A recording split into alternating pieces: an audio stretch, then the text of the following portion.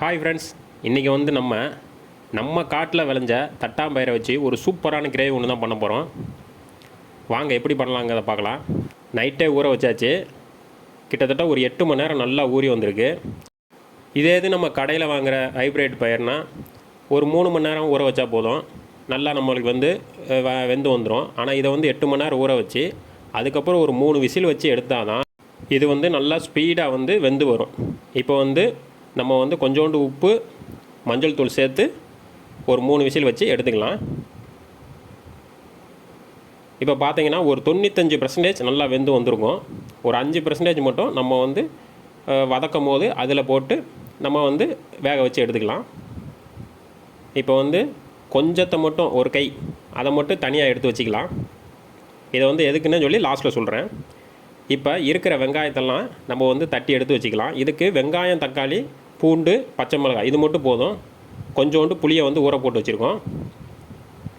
இதுக்கு வந்து சின்ன வெங்காயம் போடும்போது அதோடய டேஸ்ட்டே பார்த்திங்கன்னா அவ்வளோ சூப்பராக இருக்கும்.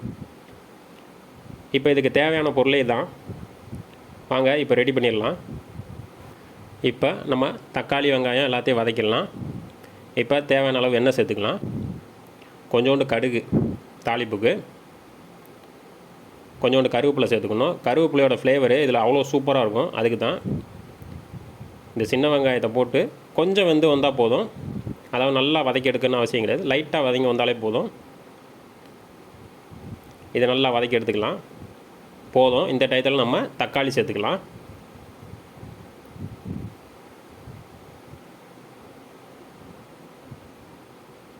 தக்காளி வந்து ஒரு 3 சின்ன தக்காளி நம்ம சேர்த்துருக்கோம். பச்சை மிளகாய் காரத்துக்கு ஒரே பச்சை மிளகாய் மட்டும்தான் சேர்த்துருவோம். தக்காளி நல்லா வதங்கி வரட்டும். இது பார்த்திங்கன்னா தட்டாம்பயிரை மட்டும் நல்லா வேக வச்சு ஃபஸ்ட்டே எடுத்து வச்சிட்டோம்னா இது ஈஸியாக செஞ்சு முடிச்சிடலாம். இப்போ இதில் வந்து ஃபஸ்ட்டே புளி தண்ணி வந்து நம்ம கரைச்சி வச்சுருந்தோம், அதை சேர்த்துக்கலாம். 1/2 டீஸ்பூன் மஞ்சள் தூள். இப்போ நம்ம வீட்டில் அரைச்சா மசால் பொடி வச்சுருப்போம், அதை வந்து நம்ம ஒரு 3 ஸ்பூன் சேர்த்துக்கிறோம். வேறு மசாலும் நம்ம சேர்க்க போகிறதில்ல, இது மட்டும்தான். நல்லா கலந்து விட்ருவோம். இப்போ வந்து நம்ம வேக வச்ச அந்த தட்டாம்பயிரை எடுத்து இதில் சேர்த்துக்கலாம். நல்லா மிக்ஸ் பண்ணி விட்ருவோம். இப்போ நல்லா ஒரு 2 கொதி வரட்டும். தட்டாம்பயிருக்கு தேவையான உப்பு சேர்த்துக்கலாம். ஏன்னா உப்பு கொஞ்சம் கம்மியாக இருக்குது, அதனால் உப்பு சேர்த்துக்காச்சு. பெருங்காயத்தூள் கொஞ்சோண்டு சேர்த்துக்கலாம். சேர்த்துட்டு நல்லா மிக்ஸ் பண்ணி விட்ருவோம்.